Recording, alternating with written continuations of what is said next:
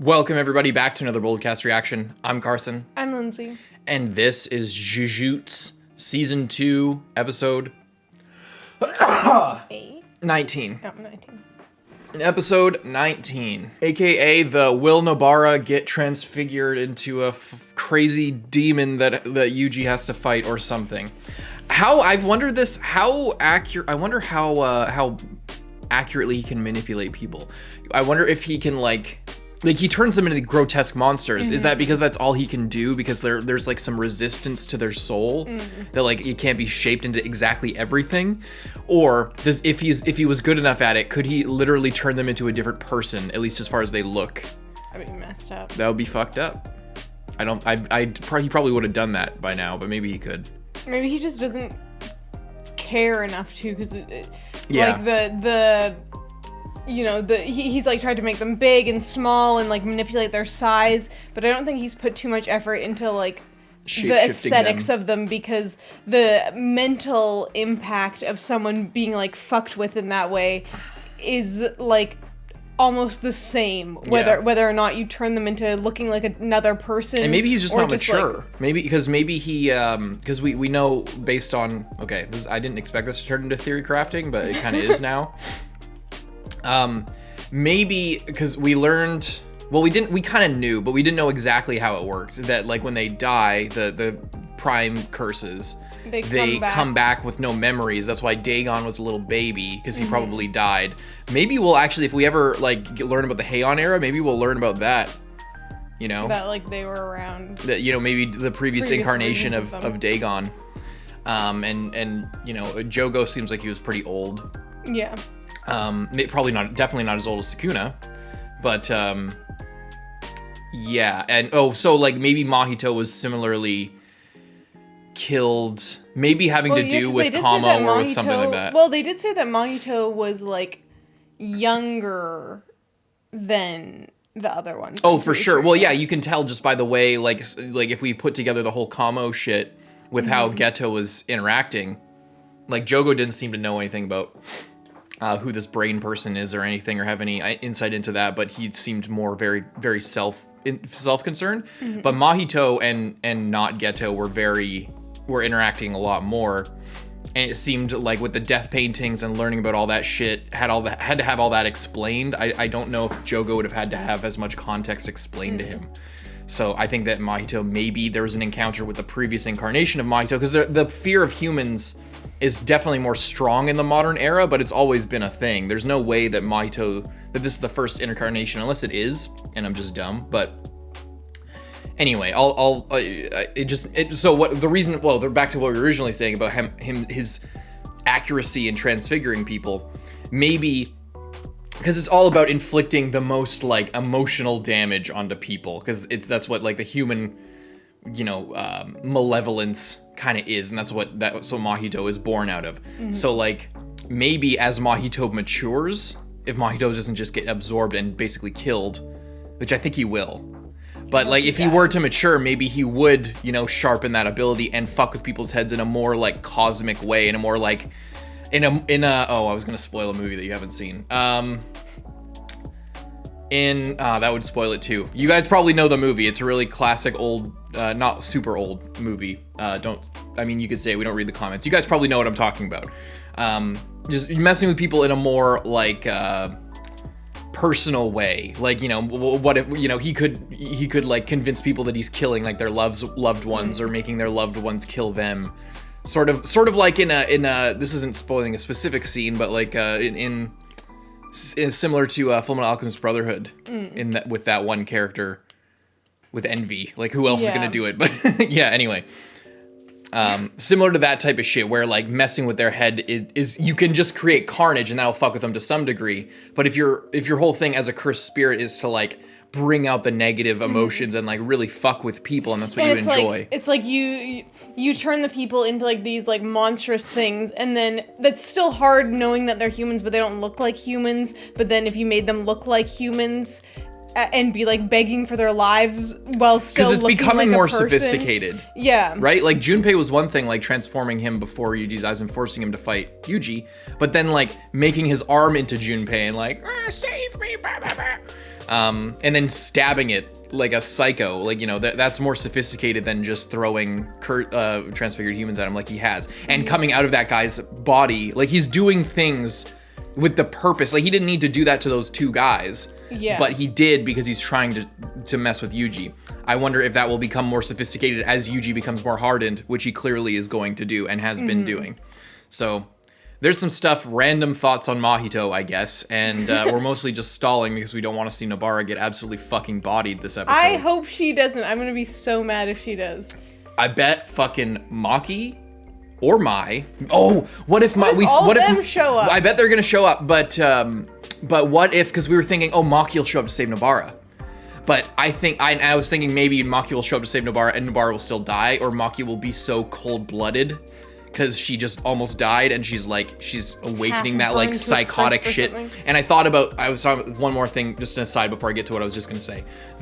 I was talking last episode about people almost dying and then getting like a superpower boost. Didn't seem to be as big of a thing with Nanami necessarily. I think he would have been better off if he hadn't just got half burned to death. But other people, Megumi happened with him when he was fighting the finger bearer. He like did his domain expansion for the first time. That was insane.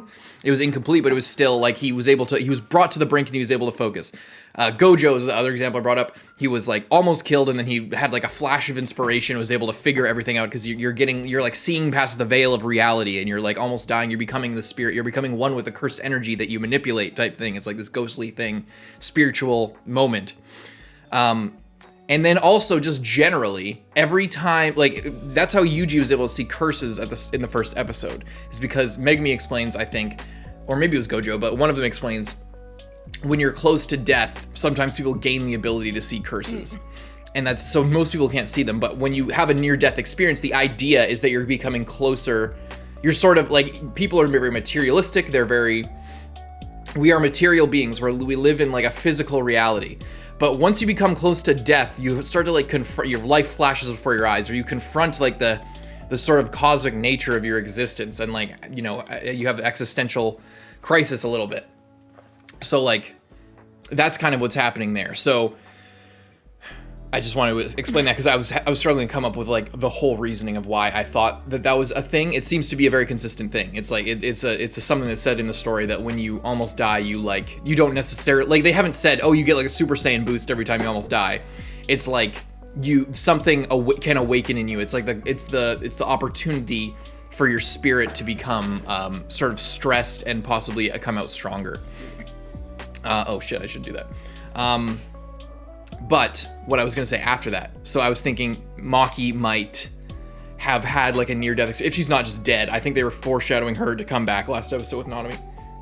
But I was thinking Maki would come back and she would like try to help Nobara, but what if she's just like kind of like how Gojo was when he was like rocked, and how Megumi was when he was like about to die. He's just like, they go so like Serial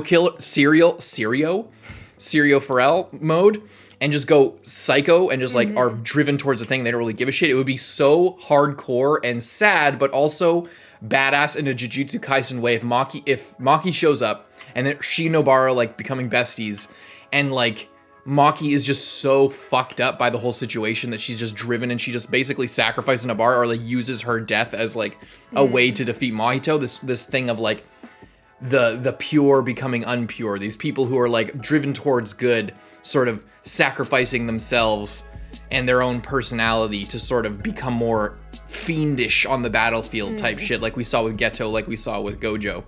Maybe there'll be a similar thing with that. That's one thing. Also, or fucking if Toto's gonna show up to help Yuji and fight Mahito, which would be the perfect matchup against Mahito, even though Toto can't get hit, he's very good at dodging.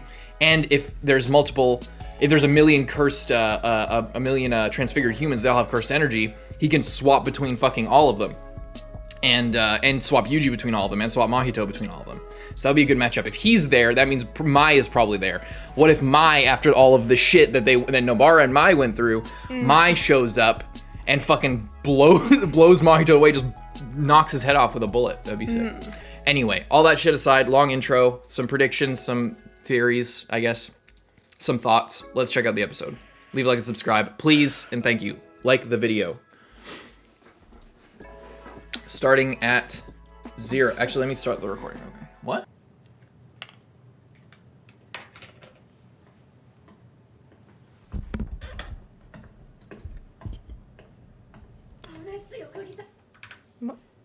Gotta refresh. It's fucking 480p. Starting at 0, 5, 4, 3, 2, 1, play.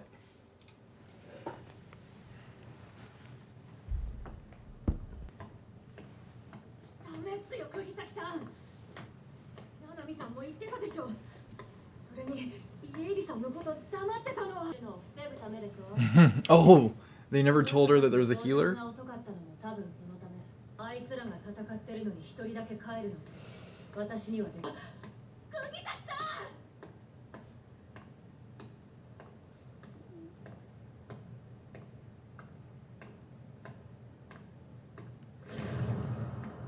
You are my special shit. Yeah.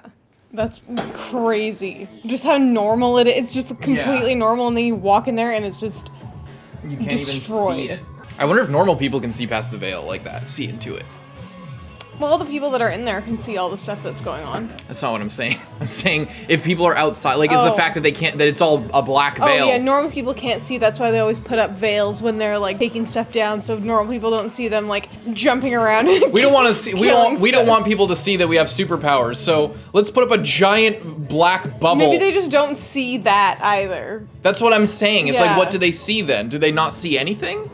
Or do they see the black bubble? I would maybe, like. Maybe it's like in Percy Jackson, where like people are just kind of dumb, so they just see like whatever is most convenient for them to see. That's actually something I've been meaning to talk about in this. So like, Gege is clearly like, he clearly has a misanthropic streak in him. Like, if you think about the teacher in season 1, Junpei's teacher, I was just a piece of shit. All the normal, it seems like normal humans to Gege, like they're and in inventory, it's just like the general public are like, they are dumb. Like, you know, groups of people are dumb, and like he's constantly like restating that with the story. Like in Shibuya, it's like, oh, what are we gonna do? It's like, a hole just opened up in the ground and a bunch of people died. Are you guys stupid? Did you not see that? And then they all get like killed or something. Like,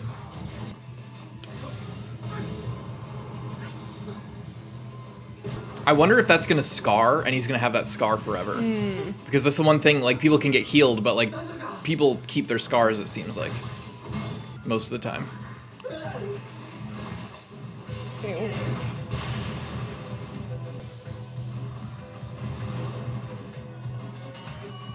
Are they gonna show up at like the same time?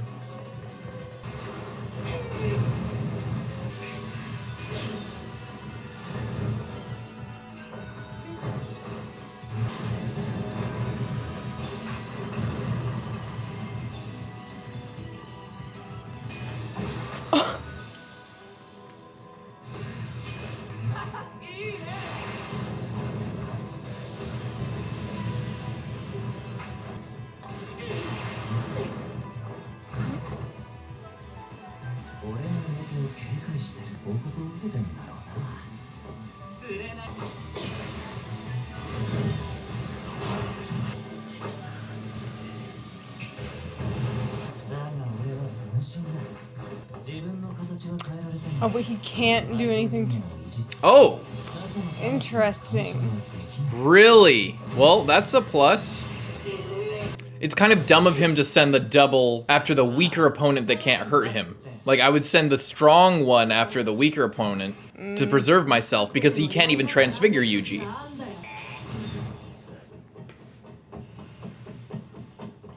Whoa.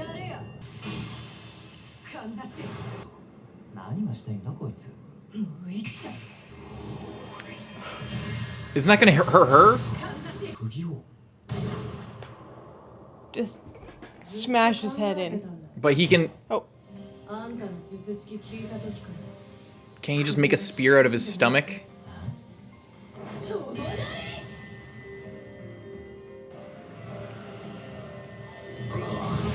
Wait, really? Oh, shit! That's so I sick. forgot about that, dude. You need to make like a fake little other thing of them. Yet again, the best. We were talking about like how it's a 1v1. No, it was a 2v2 the whole time. Oh.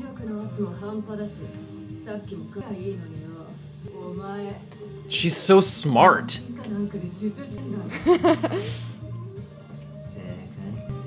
Come on, YUJI, use the opportunity. Yes! That was sick.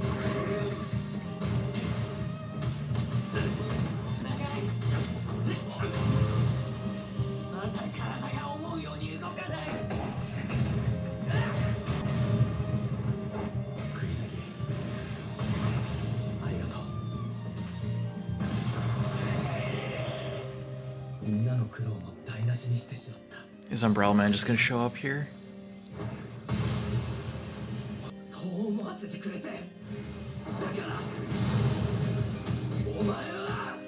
Do it, do it, do it, do it, do it, do it, do it.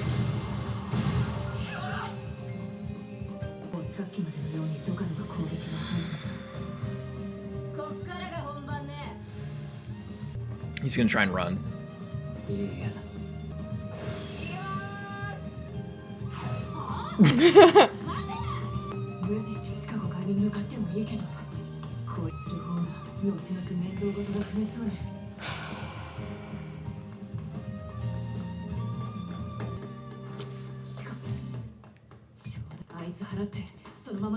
Oh boy. Oh boy.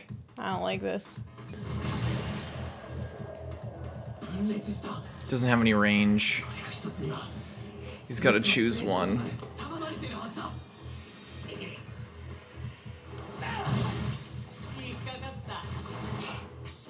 He like flared up the cursed energy in one. Shit. Oh, it's gonna reform. Oh no. Tell her to get the fuck out of here. Switching. No. God now, damn it. shit. See, this is exactly what I was saying. Yeah, because he didn't know obviously that Nobara, he was gonna run into Nobara like that. Did she see that? Did she see them switch? No. Come on. Are you fucking kidding me right now? No, no, no, no, no, no, no, no. Her beautiful face is gonna be all fucked up. Oh no. So she's in the OP, or the, yeah, like. Yeah. I'm terrified right now. 2009, it's gonna flash, give her a backstory right before she fucking dies? Or at least gets completely fucked up. Smash. God damn it. Fuck, dude. We're getting the whole backstory too? That's how you know it's gonna be bad.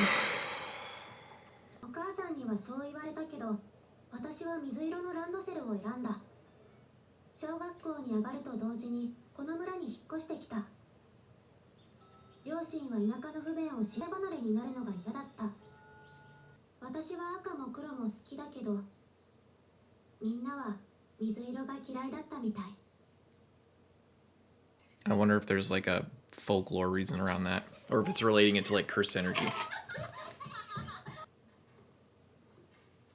She's gonna fall and like break her neck or something.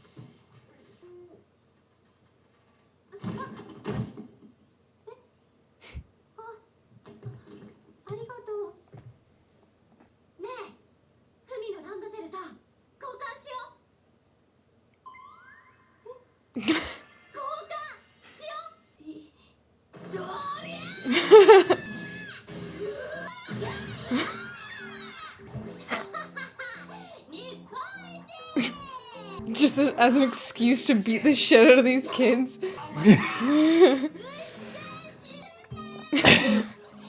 Just such a little shit. If this is this, I thought the girl that she was like really good friends with was older, but yeah, I think this is a different girl.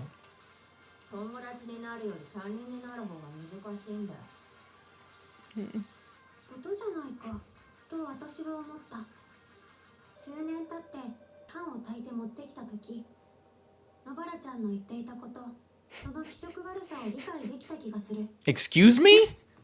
Is that a normal thing, or I don't. It doesn't sound like it. Creepy as hell. It's like a fertility thing. Is that why red bean paste is like always used in like high school graduate or middle school graduations and shit? Is there like a symbolic thing around that? Probably her other friend.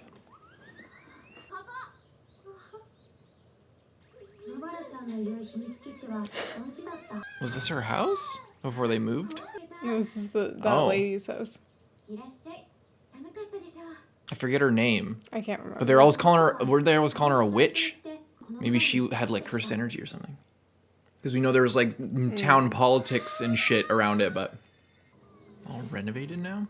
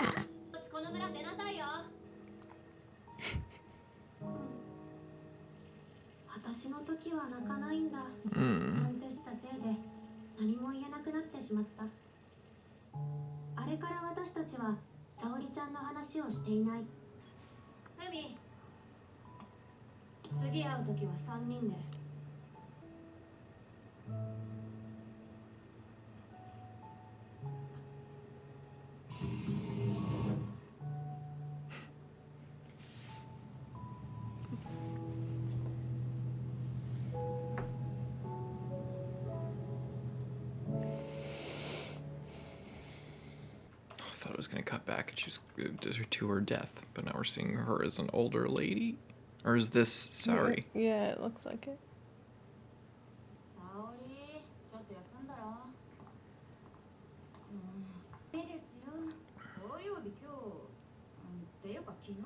Or is she just a normal person? I thought there was gonna be revealed that she was actually like a curse user or something. I think she's just normal, but like rich. I like that more. I just thought that it was going to be somehow connected to all the other shit.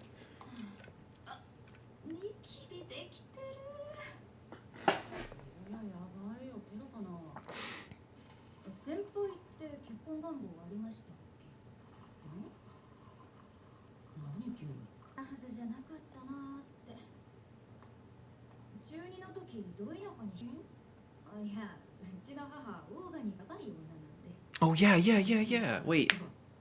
We need to look back at when she told us the first time, because I think there was there was some connection.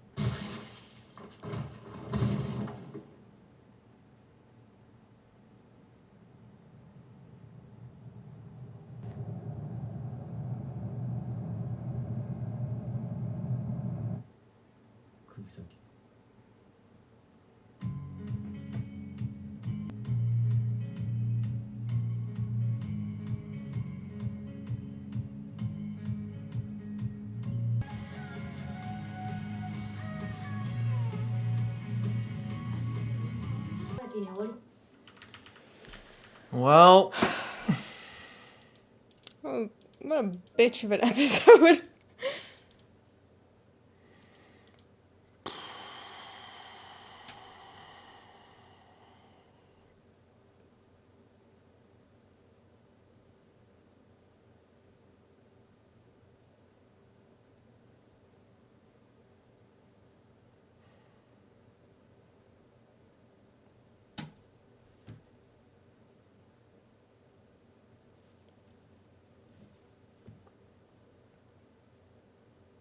You look so funny right now. why?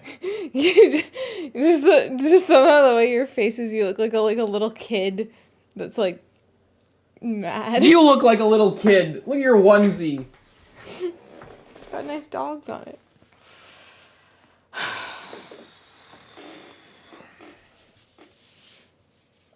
I feel like I don't even have that much to say about it.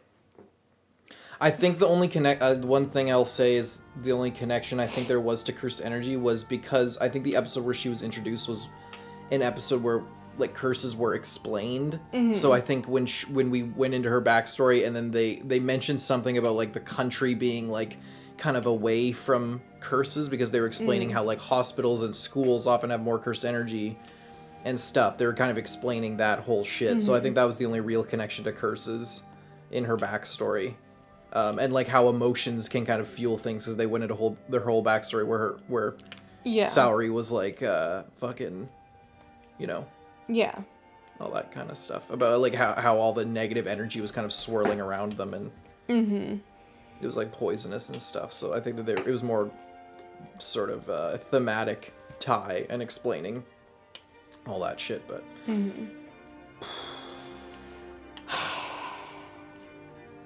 I hate Mahito.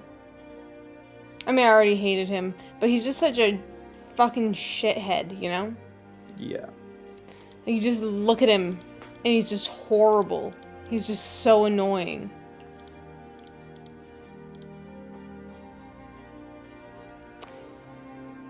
But it does seem like YUJI killed the, like, fake version of Mahito, like the clone of him.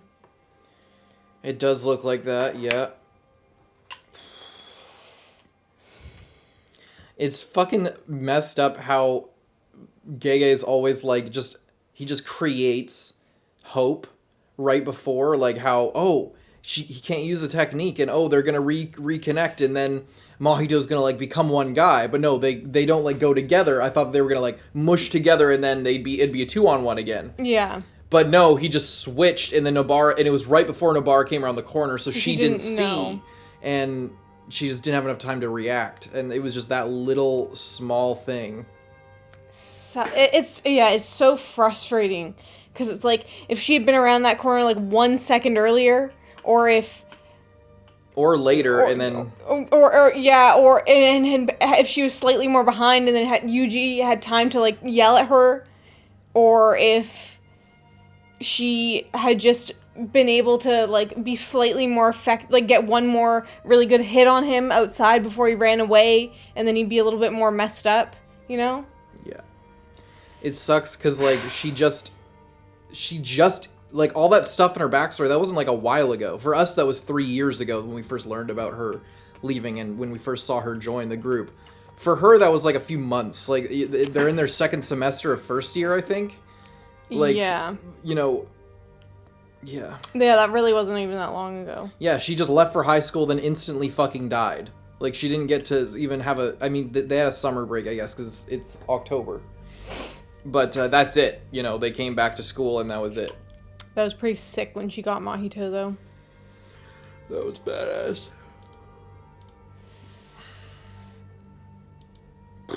Yeah, I don't even know if I have anything more to say on this one, because it was just so contained just around her death, we didn't really get any more details about it. It was like her being a badass at the start, and then all the backstory from the perspective of the other people. Yeah. We didn't know she had another friend. I didn't think we knew she had another friend. I wonder if there's something with that, like that she just forgot about her, or... I don't think she forgot about her. Was she just not part of the story before, and she got written in afterwards? Is that the only explanation, or like... Because the only thing that really struck me was, like, all of these memories have a lot of details, but then there's, like, when she leaves, when Saori leaves, then Fumi's just like, oh, I don't remember anything about that day. And then everything's like white around them. Like all the memories like constricted around them. And that makes sense. Like there doesn't have to be a supernatural thing around that.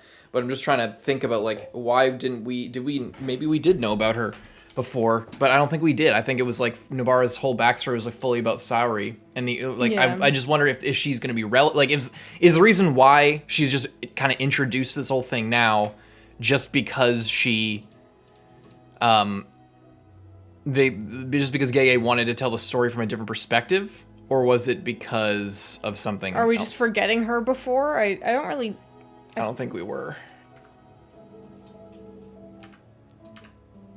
It was something about a highway that would like bypass the whole town. That was the thing. Oh, bridge. The bridge is dangerous. It seems like there must be something going on with curses here. Maybe it's an abandoned plot line. The house looks very different. Yeah.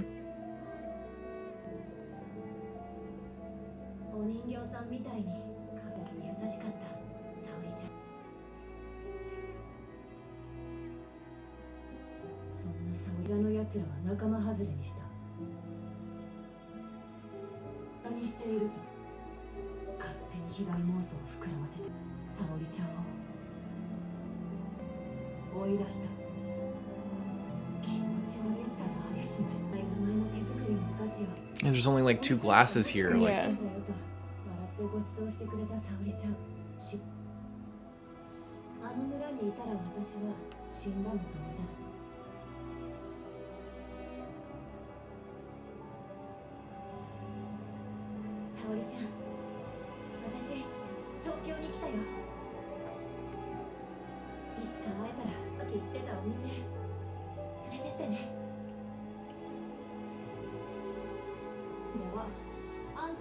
Interesting.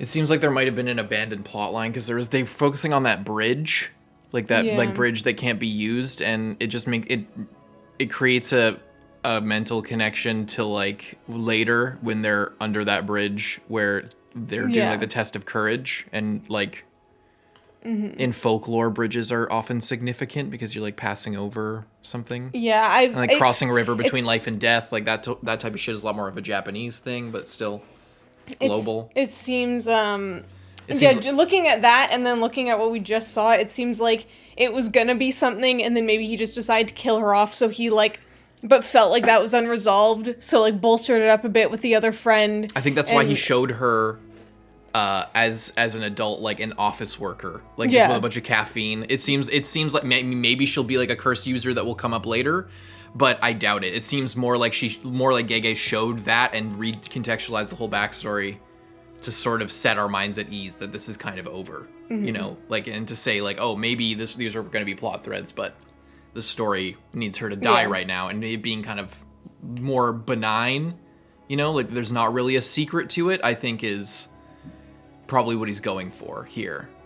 He's sort of using that to his advantage. The fact that he kind of set all this stuff up, left it all like open-ended and like slightly mysterious, and everything had like this like rain filter on it that like made everything look evil. Also, her house was completely different. Yeah. Very strange. Because oftentimes when you get a different perspective on like a backstory you've already seen, usually it's like, oh, that wasn't there before. I wonder if that's significant and going to come up later. But the way this was, it seems very much like the first time we saw it, it was very much like a fairy tale. Like she had this older sister type figure, very mysterious and beautiful, and she came and went like the wind, and you know, and she was they were chased out because of like this local politics and all this cursed energy shit kind of thing. And we know that, but after she was a little kid in that flashback, and then to now, between that, she learned this like hammer and nail jutsu here. Like she learned cursed energy somehow in the countryside, right? So that's a mystery there when you're like building her up. And and then it's like now we smash cut and we see apparently there was another girl there. And, you know, and then we see Saori as an adult, and it's just kind of like, things are just kind of unresolved, and there's not really a secret there. And, you know, maybe in a different world, if Gege wrote in a different direction, that bridge and that whole thing might have become significant there. But it turns out kind of that, you know, all of that stuff is now not going to be a part of the story. and all of that is more impactful to have Nobara die, but you can't leave all of that hanging. Yeah. So you need to resolve it somehow. And the way you do it is by having this whole backstory and recontextualizing it in a way that fits your current story. It's a little bit nagging, and it feels like there's still room for it to come back at some point, but it seems more like it's just kind of not a mistake in the writing. Like, that's a very strong word to say, but yeah, like, if I imagine if you planned it out, you know, all the little foreshadowing in there, and maybe I'm looking too far into the bridge and looking too far into some things, but that's why I don't want to call it outright a mistake in the writing.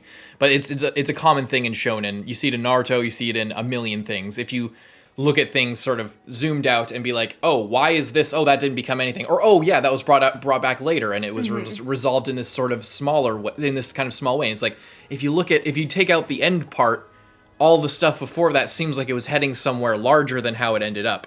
But there's a lot more going on in the story. Sorry, what were you saying? I was just gonna say, what if she actually didn't die? She just got like the surface level of her face blown off, and then Maki's all like burned up too, and then they're just disfigured, and they can bond over it, and they can live happily together. Right. Yeah, that definitely would undercut the whole moment that we just had with her for sure. No. Yeah. You know what? I think you're right. Well, I'll just believe that. I'm never coming back here again. Well, she certainly won't be. Yeah. Yeah, it's just kind of sad, like the fact that, and it's just the way Saori's just like, you see all these energy drinks, this picture of her with her college friends, and like she's probably an intern, right? Or just like a worker, entry level office worker. They're like way after hours. It just feels like Gege is doing his utmost to try and like tell us it's over. Like there's no mystery with her. Maybe she was supposed to be like a cool witch or something, or like a crazy countryside girl or something. Like there was a lot built up, but it's you know, implicitly built up. There weren't a lot of like hardcore promises about like, oh, this is gonna be really badass. But there were a lot of open threads with Saori and with the whole town and with all that shit. And it seems like it's just like we're not getting into that in the most concrete possible way. We see her at a mundane office job, and the fact that she says like, "You'd probably be disappointed with the way that I turned out," but she's not disappointed with it. She's kind of all right with it.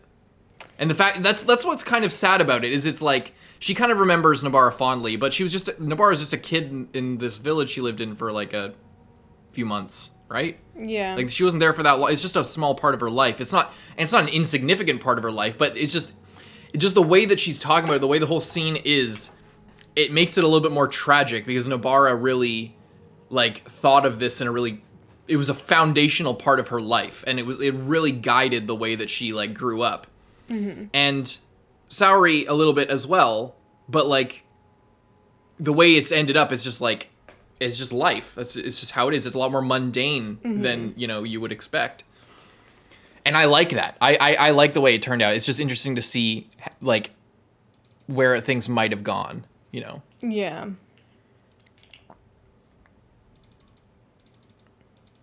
It's just kind of matter of fact.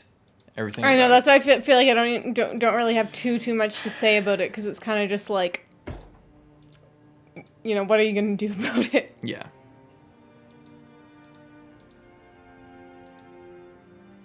I wonder if we'll see Fumi again, or if that's just it is what it is. I doubt we'll see it again, because it's not like Fumi went on to like do anything, right? Yeah. And what's she gonna do? Like, you know, what's she gonna do? If we see her again, she'll probably die. Yeah. Like, if she just her comes only in thing is that civilian. She's just a quiet girl for Nobara to say goodbye to. You know, that's the only reason why she was kind of written into the story. Maybe there's something else. I doubt it, though.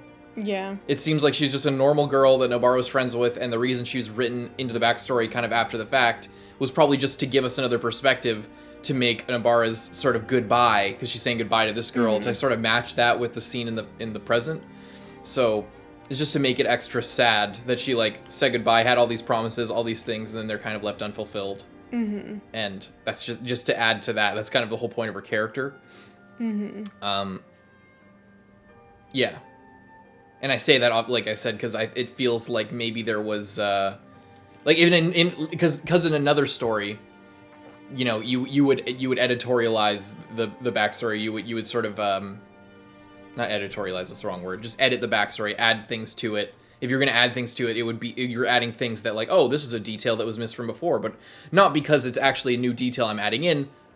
I actually am adding it in after the fact, but really just because Nobara wasn't focusing on that in the previous backstory. So I'm adding this in because it's something that she missed, but it was actually there the whole time. Here's a little thing in the background that indicated that there was another person. Like, say if there was 3 cups in the original backstory on the table, that would be like, oh, looking back, there was actually 3 cups on the coffee table and they're having tea. But there's only 2 of them. So, you know, it seemed there, you know, she was there from the start. She just wasn't written into it because it wasn't the focus, and to reveal it later that she had this other friend, and then that other friend wasn't just put into the second version of the backstory when Nobara died just to add another perspective, but because she was actually there from the start, or she could have been there from the start, she just wasn't focused on, and now she'll like come back into the story and be sort of the successor to Nobara or something like that. Like if Nobara was the older sister version or whatever.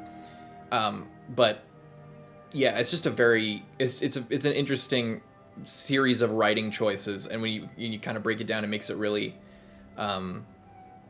intrigue. It makes you wonder like what Gege was thinking about, or what his plans might have been. Originally, yeah. Yeah. Well, I guess that's it. Shit. See you guys next week, I guess. Fuck's sake. That's annoying. Bye. I know. Bye.